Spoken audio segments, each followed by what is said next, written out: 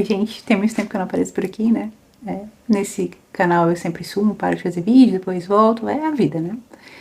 Desde o último vlog, o que aconteceu foi que nasceu a minha filha, né, no início de junho, e ela tem 3 meses agora, e eu tô voltando, não sei por quanto tempo, pra falar do Victober, que foi anunciado no início de setembro pelas organizadoras. Temos novas organizadoras, temos a Katie e a Kate, que são as originais, estão desde o início, e mais 3 novas organizadoras, que são a Ross, Marissa e a Petra. O Victober, para quem não sabe, é simplesmente um evento para se ler literatura vitoriana no mês de outubro.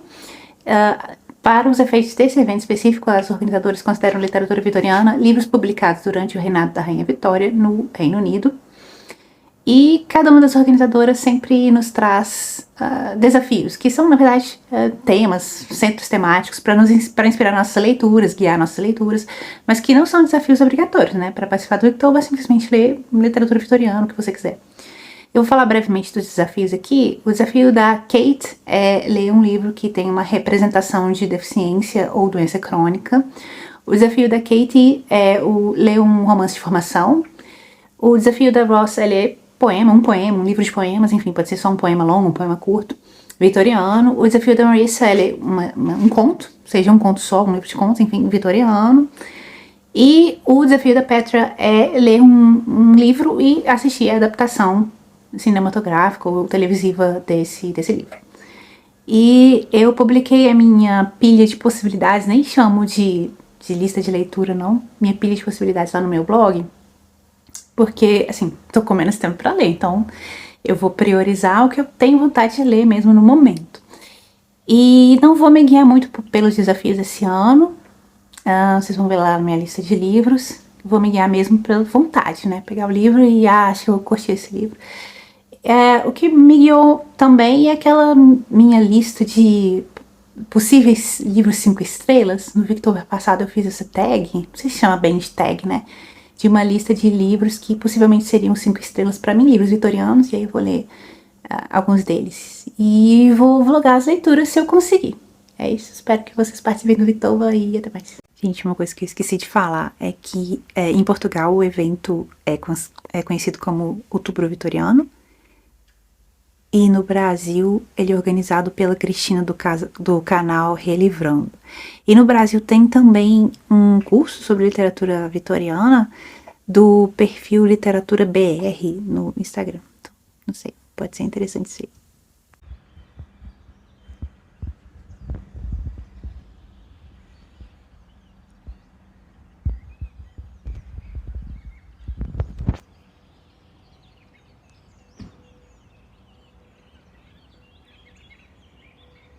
Minha pilha de possibilidades de leitura para o Victober.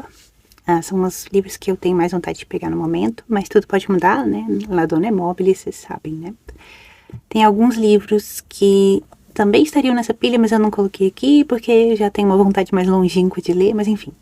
Esses aqui seriam os que eu teria preferência. Então vamos lá, primeiro começa com uma coletânea de contos da Virago, Mulheres da Decadência. Essa coletânea foi publicada originalmente em 1993, republicada em 2016, e são autoras do final do século. Não são apenas autoras vitorianas no sentido adotado pelas organizadoras do evento, não. Porque tem autoras estadunidenses aqui, por exemplo, tem alguns contos que foram publicados pouco depois do reinado da Rainha Vitória. Então, enfim, alguns contos aqui não entrariam stricto sensu nesse evento, mas muitos deles entram e eu os lerei, pretendo ler. Tem um romance que estava naquela minha pilha lá de possíveis 5 estrelas, As Filhas de Danaus, de Mona Kead. Essa edição, como eu disse naquela tag, né? Essa capa eu adoro, mas ela é super brega, né? Mas é porque é a breguice típica dos vitorianos que eu adoro, né? Enfim, é um romance que vai, até pelo título, o título faz uma referência mitológica a Danaus, que tinha determinado que suas 50 filhas aceitassem casar com os 50 filhos de Egiptos. Egiptos tinha determinado isso à força, invadiu Argos, e aí, para não escalar o conflito, Danaus falou para as filhas: ok, casem-se com esses caras, mas os assassinem na noite de núpcias. Isso é uma referência aqui nesse livro que vai abordar, creio eu, entre outras coisas, a questão do casamento na época vitoriana, né? A forma como o casamento era concebido e regulado na época vitoriana na Inglaterra. E dizem que esse romance tem elementos satíricos também, não sei, me interessou. Então, tá na lista de preferências. Outra coletânea de contos da Virago, contos de fantasmas. Aqui também mesma coisa, nem todas as autoras, nem todos os contos entram, assim como vitorianos, tal como concebido pelos organizadores do evento, né? Aqui é um conceito vitoriano mais amplo do que o desse evento, mas tem muitos contos que entram, então eu vou ler. Pretendo, né? Aqui uma coletânea de contos de terror só da autora Vernon Lee. Então, pode ser interessante. São contos mais longos, os contos dela. Um outro romance, que é Miss Miles, de uma amiga da Charlotte Brontë, a Mary Taylor. Então, pelo fato de as duas terem sido amigas e desse romance abordar a amizade entre mulheres, me interessou. Esse aqui seria um romance de formação de 4 personagens, se não me engano. E entraria, então, no desafio da Katie. Desafio da Katie. E os contos entram no desafio da Marissa. Esse livro, As Filhas de Danos, acho que não entra em desafio nenhum. E é isso.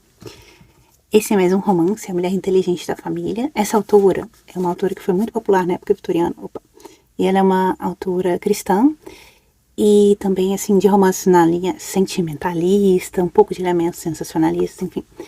E esse aqui entraria no desafio da Kate, que parece ter uma representação de personagem portadora de deficiência. Então, aqui já começa aquela coisa, só se der tempo mesmo que eu vou ler. Jude, o Obscuro. Esse entra no desafio da Petra, porque tem um filme, né? Aliás, eu já assisti o filme há muito tempo, e não li o romance ainda. Então, seria essa a oportunidade de ler. George Kissing, aqui o título é uma referência às mulheres solteiras da época vitoriana, então vai abordar essa questão. Achei bem interessante esse romance. Aqui uma coletânea de poesia de 3 autoras. E aí, também, eu acho que só entram no desafio a Augusta Webster e a Emily Levy. Porque Mathilde Blind, ela não era britânica, se não me engano, ela era americana. Com ascendência alemã, não sei. Posso estar falando besteira aqui, mas então, mas tem 2 autoras, 2 poetas que entram realmente no Victober. Então, vou ler essa coletânea. E por fim, um livro que que é mais um livro ilustrado, que é o Diário de uma Mulher Vitoriana, em que ela fazia ilustrações naturalistas e copiava poemas. E aí tem a transcrição desses poemas, tem as ilustrações dela e uns comentários sobre as flores, né? Porque para os vitorianos o significado das flores era uma coisa muito importante. Então tem esses comentários, a editora fez esses comentários. Então pode ser uma coisa legal para se folhear. E os livros que eu quero começar a ler agora... Peraí que tá uma zona. A criança tá super tranquila aqui. Tá de boa no vídeo. Então vou começar a ler esse romance. E essa coletânea de contos. Muitas autoras aqui vão abordar essa questão da nova mulher, né? Da mulher que busca um emprego, nem necessariamente uma carreira, nem emprego, poder trabalhar, poder ter uma vida fora, independente do marido, enfim. E vão abordar a questão da forma como era regulado o casamento também na época vitoriana. Muitos desses livros vão abordar essa questão. Por autores que têm posições diferentes sobre essa questão, né? Como, por exemplo, a Mulher Inteligente da Família tem uma posição muito diferente da Mona Kead, por exemplo. Então, achei interessante, se eu conseguir ler todos esses livros, comparar essas abordagens. Bom, é isso sobre os meus planos. Tchau.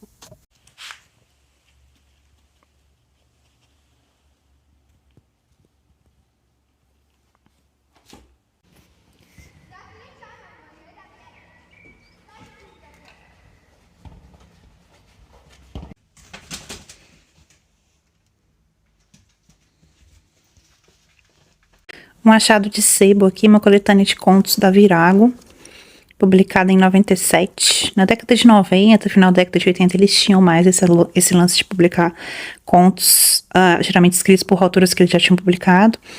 Hoje em dia já não fazem muito isso. E essa coletânea específica eu não conhecia. Eles geralmente faziam coletâneas temáticas, né?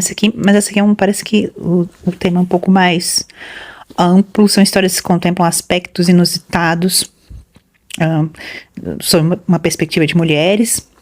E aqui está o índice. A maior parte das autoras são autoras publicadas pela editora, Mas algumas não, achei interessante. Mary Butts, Mina Loy, que mais? Janet Flanner, eu acho que eles não tinham publicado. Francis Gregg, Briar, achei interessante que eles têm um conto da Briar. Achei bem interessante essa seleção, decidi levar.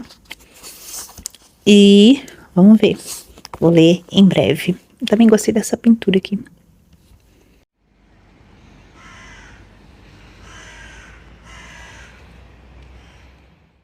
Gente, comecei a ler essa coletânea de contos aqui. Eu tô pulando os contos que não se encaixam, né? O primeiro era da Edith Wharton. O cachorro tá querendo atenção. E aí eu li o conto Teodora, um fragmento, que foi publicado como conto, mas me parece que a autora, que usa o pseudônimo de Victoria Cross, depois publicou a mesma história em forma de romance, né? Esse trecho encaixado num romance, enfim. E é um conto narrado por um homem que vai se sentindo gradualmente mais atraído por uma mulher meio misteriosa, assim, meio independente. Seria o exemplo, assim, de uma nova mulher, uma mulher mais rica, solteira. E tem elementos eróticos nesse conto, assim, que para os vitorianos, um pouco mais eróticos do que o normal na literatura vitoriana. Mas é um conto de final de século, né? E depois eu li o conto Uma Sugestão, da Ada Levinson, que é um conto bastante decadentista, tem uma atmosfera de degradação moral muito forte nesse conto. Gostei do conto pela atmosfera, que é uma história narrada por um rapaz, e ele é meio que manipulador, manipula várias pessoas da família,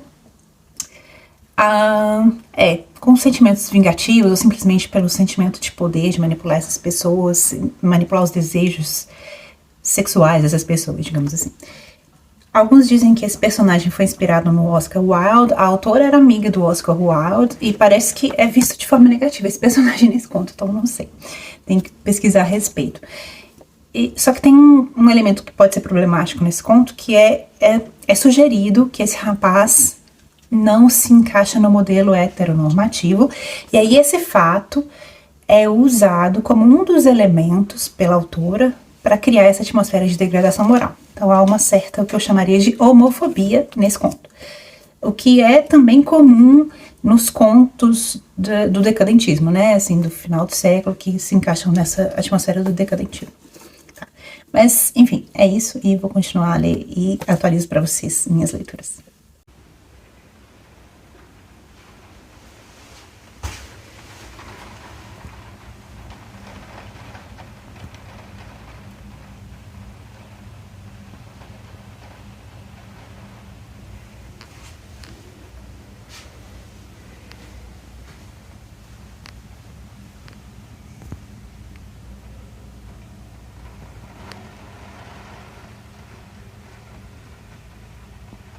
Um livro sobre o qual eu não falei aqui, que eu li nesse período que eu não fiz vídeo, né? E eu gostaria de falar rapidinho, olha, não tem o título na capa.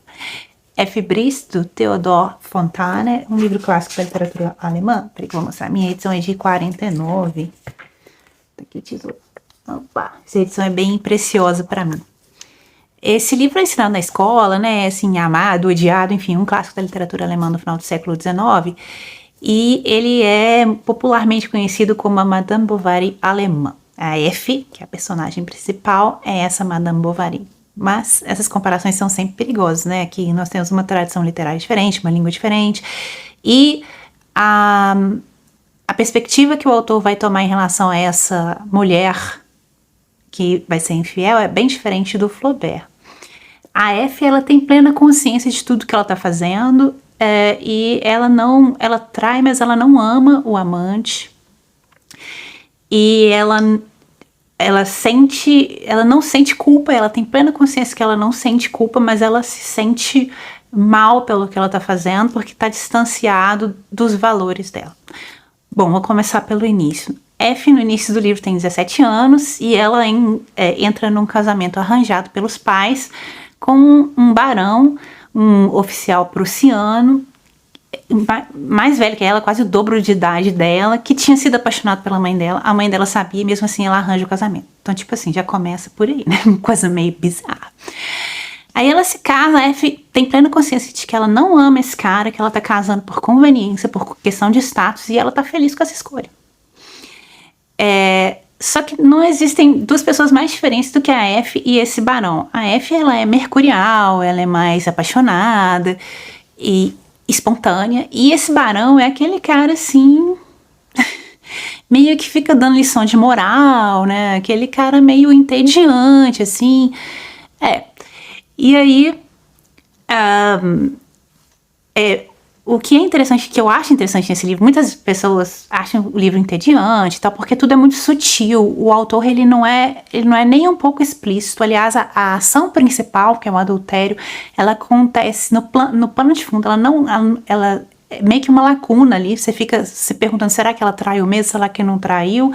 E só depois você descobre que traiu. É um clássico, tá? Já tô dando esse spoiler, mas meio que o spoiler já tá na forma como esse livro é concebido, né? É conhecido. Então, o autor nunca é explícito sobre nada que está acontecendo, e ele tem um senso de humor muito sutil, e ele satiriza todos os aspectos mais importantes da sociedade alemã naquele tempo, especificamente a sociedade prussiana, né, naquela época. Ele satiriza o militarismo, ele satiriza essa obsessão com histórias de fantasma, com esoterismo, enfim. E desde o início a gente vê que a F não tá apaixonada pelo cara, e aí só vai piorando. Quando eles estão noivos, o cara tá viajando a trabalho e manda cartas pra ela, e as cartas são tipo assim, documentos de servidor público, sabe? Aquela coisa bem fria e calculista. E ela fala isso com a mãe, essa carta ele podia colocar numa repartição pública, uma carta de supostamente de amor. Aí quando eles casam, eles saem numa lua de mel e ela manda as cartas pra mãe, a gente vê que ela tá completamente entediada com o cara, porque é lua de mel, né? Mas ao invés de ser uma coisa apaixonada e tal, o cara tá lá e leva ela numa procissão de museus, fica dando aula pra ela sobre as obras de arte ali, porque acha que ela tem que melhorar a cultura dela. E ela tá assim, eu tenho que fazer isso, né? Porque casamento é assim mesmo. E uma coisa interessante é que os pais percebem isso acontecendo, eles têm plena consciência que ela não tá apaixonada, que ela é bem diferente do cara, que casamento, mas eles estão conformados, eles assistem aquilo como se fosse assistir de camarote, essa situação toda aí, que já é um pouco de bizarro, né, já vem o casamento se desintegrando, vem que a F não tá feliz, mas meio que afirmam assim, mas isso é o casamento, assim é. Aí, depois da lua de mel, eles vão morar na mansão desse barão, e essa mansão é supostamente assombrada por um fantasma. A F fica meio assustada e vai reclamar com o cara, e o cara fala assim, que isso, você devia se sentir orgulhosa, porque só as famílias aristocráticas é que tem o luxo de ter um fantasma no castelo. Fantasma é tipo um brasão de armas, tem que se sentir orgulhoso de ter um fantasma na nossa casa. Isso já é o autor satirizando essa mentalidade, né? E aí, a coisa só degringola, né? O cara trabalha muito, viaja muito, quando chega em casa tá cansado. E o escritor escreve literalmente isso. Ele... peraí que o bebê quer atenção aqui.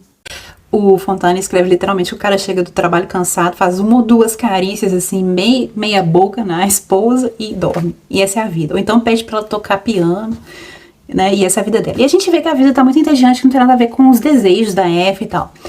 E aí o autor vai nos encaminhando a pensar que essa vida meio que morna, e mais uma vida que o barão determina que seja uma vida voltada para a noção de dever prussiano, blá blá blá, dever militarista, é uma vida que vai levar a F a cometer o adultério que ela cometeu. Então, é toda essa situação que vai levar ela a cometer, e o livro é o processo de tomada de consciência da F disso, assim. Porque ela é uma personagem que sabe o que está fazendo o tempo todo, está infeliz com o que está fazendo e não consegue fazer o contrário, porque não está satisfeita com a vida. Então eu acho que é uma... Se é que a gente pode falar que a F é uma Madame Bovary, é uma Madame Bovary muito interessante. Porque ela não é uma Madame Bovary que o autor... como o Flaubert faz, o Fontane respeita essa personagem, não tá fazendo zoação com essa personagem de forma nenhuma, ele respeita essa personagem, ela é uma personagem bastante forte, na forma como eu leio, né? Tem gente que acha que odeia esse livro, porque tipo assim, como assim, F casou com esse cara, e tem uma visão bem radical, ele não devia ter feito isso, e querem que a F seja uma outra personagem, uma outra tradição cultural, enfim. que não é o caso, né? Mas eu acho interessante a forma como o autor trabalhou essa personagem. E como eu disse, é tudo muito sutil na escrita dele, né? Então, se você quer uma coisa mais escancarada, esse não é um livro para você. Mas é isso, eu gosto muito desse livro. Como eu disse, suscita ódio e amor. E gostaria de ter falado aqui, espero que vocês se interessem por essa obra. E, se não me engano, tem tradução em português, tanto em Portugal como no Brasil. Então, vale a pena pegar. É isso, até mais, tchau. Gente, li mais 3 contos aqui da coletânea Filhas da Decadência. Agora eu tô olhando fora de ordem, tá? Tem muitos contos que não se encaixam no Victoba. Tá, eu li aqui a 5ª edição de Mabel Wotton. Nunca conheci essa autora. E é um conto sobre um cara que é escritor. Ele publicou um livro muito famoso que depois a gente descobre que, na verdade, ele simplesmente copiou a história de um outro cara, de vida de outro cara. Não era ficção, era verdade. Ele simplesmente contou a história que ele ouviu desse cara quando esse cara estava morrendo. E ele fica conhecendo, por um acaso, uma mulher que lê o livro dele, gosta do livro dele. Uma mulher que teve uma vida muito difícil, muito sofrida. E que é escritora também, mas não conseguiu engatar na carreira. Publica, assim, para periódicos mais populares, periódicos que pagam menos para ela. E ela passa algumas das publicações dessa para esse escritor ler. Ele até gosta e vê potencial nessa escritora. E a gente começa a entrar no conflito psicológico desse cara, porque ele se debate com o fato de que ele não tem mais nada para escrever, que o que ele escreveu não era necessariamente algo que ele inventou. Fez muito sucesso e ele tá naquele conflito, o meu segundo livro, né? Como que eu vou escrever meu segundo livro, manter esse sucesso, enfim, eu vou ser o cara de um romance só, como vai ser? E essa escritora passa os manuscritos de um romance que ela tinha escrito para esse cara ler. Pra ele analisar, a princípio ele quer ajudá-la realmente a publicar. E ele vê esse romance e fala, esse romance é maravilhoso. Eu só vou dar alguns ajustes e eu podia publicar no meu nome. E aí ele começa a viajar total e fala assim, não, se eu fizer isso eu vou estar ajudando ela, na verdade, eu vou fazer um acordo pra gente publicar conjuntamente, como se nós dois tivéssemos escrito o livro e tal, e assim ela vai conseguir publicar para um editor melhor, vai ganhar o dinheiro que ela precisa.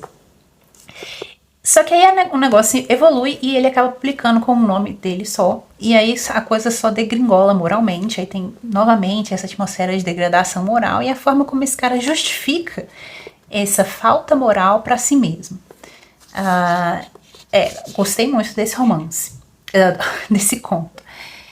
Outro que eu li é O Indefinível, uma fantasia, da Sarah Grant. Eu já tinha lido um romance dela, né, o livro de Beth. Eu gostei muito da primeira parte desse romance, que é um romance de formação dessa personagem Beth. E a segunda parte aí degringola para um melodrama e tal. E esse conto aqui eu achei meio assim, médio. É sobre um pintor que recebe a visita de uma mulher misteriosa. A princípio ele acha que ela é tipo uma mendiga querendo algum tipo de dinheiro e se oferecendo como modelo, né, para ele pintá-la. E aí o conto todo é a forma como a visão dele sobre essa mulher muda, porque ela se mostra ser uma mulher bastante determinada, uma mulher que não se encaixa nos padrões do que ele considera que uma mulher deveria se encaixar nessa época vitoriana, aquela coisa passiva, aquela coisa de abaixar o olho, sim senhor e tal, não. E a visão dele dessa mulher vai mudando, porque ele vê, não, peraí, ela, na verdade, tem acesso a coisas de luxo, ela deve ser uma mulher da aristocracia, a princípio ele pensa isso. E vai mudando até essa mulher se tornar esse indefinível, né? Ela se torna quase como uma deusa grega, uma musa, né? A gente fica achando, não, na verdade é um fantasma, né? Uma visão que visitou esse cara aí, não é uma mulher de verdade. E ela visita esse pintor para mudar a visão que ele tem de arte. Ela vai dizer que a arte dele está tecnicamente perfeita, mas não tem espírito. E ela quer trazer esse espírito para a arte dele.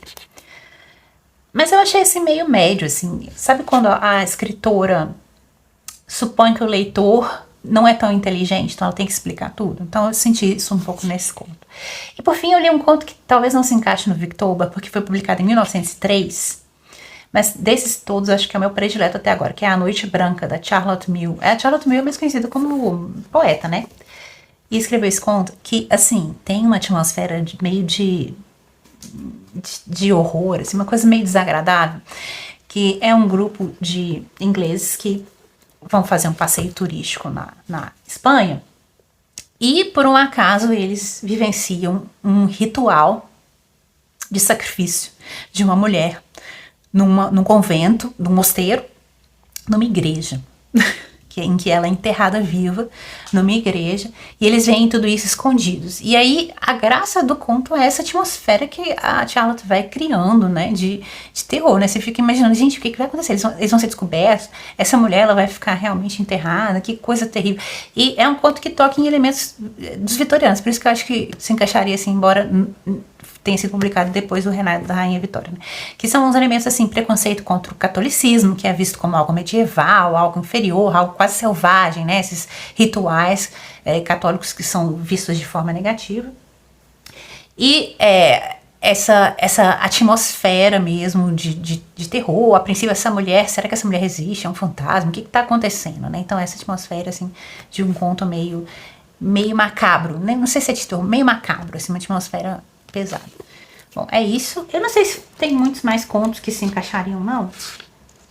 Tem um aqui que eu já li, que é a Linha Cruzada, da George Egerton. A George Egerton nasceu na Austrália e depois emigrou para o Reino Unido. Ela se considerava irlandesa, então talvez esse conto se encaixe. É um conto bastante simbólico. Peraí, o bebê tá chamando aqui, depois eu falo sobre esse conto. Gente, voltando aqui, eu coloquei a bebê no sling. Então, esse conto Linha Cruzada, de George Egerton, ele segue uma mulher casada que tem características, assim, que fogem ao que era na época vitoriana considerado feminino, né? Ela é uma mulher assertiva, ela é uma mulher que fuma, que gosta de pescar, enfim. E nós seguimos essa mulher em várias cenas, como se fossem cenas de sonho, sabe? Uma cena segue a outra sem uma ligação lógica. Como se a gente estivesse observando uma série de quadros, série de pinturas. Tem uma mulher quando ela encontra um homem desconhecido quando ela tá pescando, a mulher conversando com o marido, a mulher numa cena que a gente não sabe se ela tá traindo o marido, a mulher numa outra cena em que fica implícito que ela tá fazendo sexo com o marido, e a mulher em uma outra cena em que ela descobre que tá grávida. Então são cenas que vão explorar essa questão do feminino e do masculino na época vitoriana. E eu agora também terminei de ler um outro conto, que é Lady Tal, da Vernon Lee. Vernon Lee é mais conhecida pelos contos de terror, né, de macabro, enfim.